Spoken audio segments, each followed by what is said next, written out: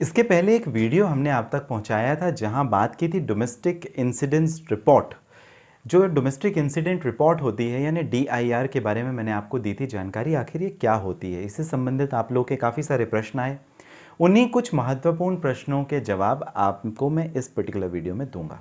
जी हाँ, आपने शुरुआत की है अशोक पांडे के साथ, नए हैं आपको सब्सक्राइब करना है, आपका अपना चैनल ऑनलाइन लीगल एडवाइस, बने रहें जिससे आपको DIR डोमेस्टिक इंसिडेंट रिपोर्ट जो कि घरेलू हिंसा के मामले होते हैं, the protection of women from domestic violence act 2005 का जो कानून है, इसी के अंतर्गत दो पर्टिकुलर अथॉरिटीज़ होती हैं जिसको मैंने आपको बताया था। एक तो होता है प्रोटेक्शन ऑफिसर और दूसरा होता है रजिस्टर्ड SP यानी सर्विस प्रोवाइडर।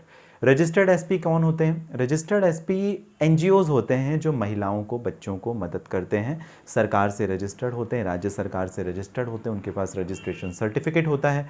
और यदि महिला किसी भी प्रकार से घरेलू हिंसा उसके साथ में होती है, चाहे वो वर्बल इमोशनल अब्यूज़ हो, फिजिकल हो, मारपीट हो, शारीरिक तौर पर या मानसिक तौर पर, या उससे डावरी डिमांड की जाए, उससे पैसों के लिए इकोनॉमिक अब्यूज़ किया जाए, या सेक्सुअल अब्यूज़ किया जाए, शारीरिक रूप से उसके साथ में फिजिकल असॉल्ट किया जाए, तो इन सारी जो चीज़ें हैं उसकी शिकायत महिला कहाँ कर सकती है? प्रोटेक्शन ऑफिसर के पास कर सकती है, SP के पास कर सकती है। SP सुपरिटेंडेंट ऑफ पुलिस नहीं, सर्विस प्रोवाइडर जो रजिस्टर्ड NGOs होते हैं जो महिलाओं के लिए काम करते हैं और जिन्हें पावर मिला हुआ है अंडर डोमेस्टिक वायलेंस एक्ट कि यदि कोई महिला शिकायत दर्ज करे तो आप DIR रिपोर्ट लिख सकते हो। उनके पास फॉर्म 1 का जो फॉर्मेट रहता है वो अवेलेबल रहता है।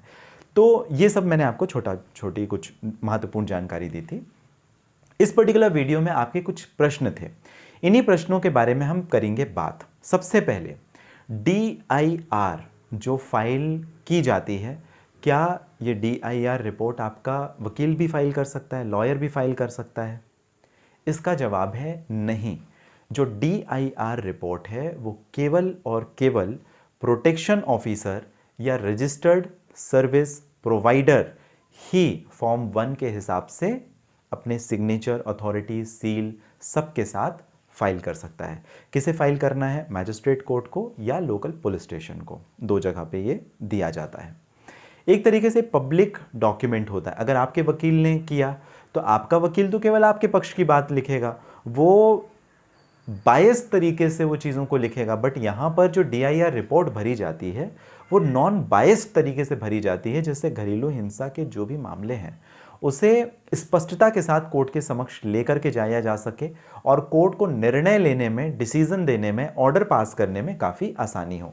चाहे वो ऑर्डर प्रोटेक्शन से संबंधित हो, रिलीफ से संबंधित हो, इंटरिम रिलीफ से संबंधित हो, कस्टडी संबंधित हो, कंपनसेशन से हो संबंधित, या किसी अन्य ऑर्डर से संबंधित, कोर्ट को आसानी हो सके। दूसरी महत्वपूर्ण बात, तो पहला सवाल आपका क्लियर है कि क्या वकील भी DIR फाइल कर सकता है, डोमेस्टिक इंसिडेंट रिपोर्ट फाइल कर सकता है? नहीं, वकील नहीं कर सकता। जी हाँ, सेक्शन 12 की डायरेक्ट जो मैजिस्ट्रेट कंप्लेन होती है वो आप अपने वकील के थ्रू कोर्ट में प्रस्तुत करा सकते हैं, फाइल करा सकते हैं, इसमें कोई परेशानी नहीं है। लेकिन जो DIR रिपोर्ट है, domestic incident report, because it's a public document, तो वो आपका प्रोटेक्शन ऑफिसर या सर्विस प्रोवाइडर ही करेगा।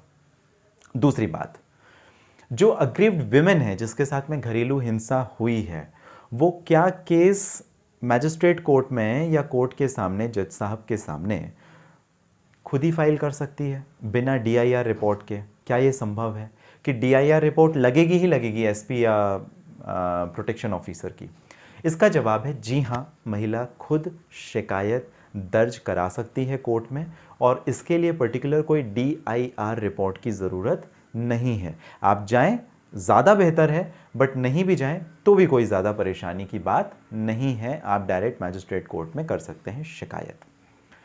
अब तीसरी बात, जब कभी भी हम लोग DIR के बारे में बात करते हैं तो जो रिलीफ अवेलेबल है, अगर मान लीजिए डायरेक्ट शिकायत मैजिस्ट्रेट कोर्ट में आपने कर दी, तो क्या कोर्ट DIR के लिए वापस से प्रोटेक्शन ऑफिसर या सर्विस प्रोवाइडर को बोल सकती है कि आप इनकी DIR रिपोर्ट बनाओ और फिर वापस कोर्ट में सबमिट करो? क्या ऐसा ज़रूरी है? इसका जवाब है ऐसा ज़रूरी बिल्कुल भी नहीं है, क्योंकि इस स्टेज में अब जो सारा का सारा मामला है वो कोर्ट के सामने चल रहा है, जज साहब के सामने चल रहा है, तो DIR रिपोर्ट की अब ज़रूरत नहीं पड़ेगी क्योंकि मामला कोर्ट में ऑलरेडी चल रहा है। तो जो रिकॉर्ड करना है हिस्ट्री ऑफ वायलेंस कैसे हुआ, नहीं हुआ, तो कोर्ट के सामने ही हो सकता है, तो अलग से फिर उसमें DIR की ज़रूरत नहीं पड़ती है। ये काफ़ी एक इम्पॉर्टेंट बात है जो कि बताया गया है रूल 10 सबसेक्शन 1 में, इसी कानून के अंतर्गत। अब एक और ज़रूरी बात, जो प्रोटेक्शन ऑफिसर होता है या सर्विस प्रोवाइडर होता है, मान लीजिए किसी महिला के साथ घरेलू हिंसा हुई, वो सर्विस प्रोवाइडर के पास या प्रोटेक्शन ऑफिसर के पास में जाती है, बताती है कि मेरे साथ इस प्रकार से घटना हुई है, तो प्रोटेक्शन ऑफिसर क्या करेगा? प्रोटेक्शन ऑफिसर क्या आपके घर जा कर के वहाँ पर इंस्पेक्शन कर सकता है या सिचुएशन का जायज़ा ले सकता है? ऐसा बिल्कुल भी नहीं हो सकता जब तक कोर्ट परमिट ना करे। जो भी प्रोटेक्शन ऑफिसर है या सर्विस प्रोवाइडर है, बिना कोर्ट की परमिशन के आपके घर के अंदर नहीं जा सकता। तो आपको ये जानकारी कैसी लगी? आपके जो प्रश्न थे DIR रिपोर्ट से संबंधित, डोमेस्टिक इंसिडेंट रिपोर्ट से संबंधित, वो देने का मैंने एक कोशिश की, प्रयास किया। आपको अगर जानकारी पसंद आई हो तो मुझे ज़रूर कमेंट बॉक्स में मेंशन कीजिएगा। कोई प्रश्न है तो ज़रूर आप पूछिए। मैं पूरी कोशिश करता हूँ कि आपके जो सवाल आप कमेंट बॉक्स में पूछते हैं उसका मैं आपको दूँ जवाब। किसी पर्सनल प्रॉब्लम के लिए भी यदि आप करना चाहते हैं बात, बिल्कुल कर सकते हैं। अपॉइंटमेंट बुक करना पड़ेगा। वीडियो के डिस्क्रिप्शन में डिटेल्स हैं जहाँ से आप अपॉइंटमेंट बुक करके मुझे आपकी परेशानी से संबंधित कर सकते हैं बात। मिलते हैं अगले वीडियो में, तब तक के लिए आप रखें अपना ख्याल।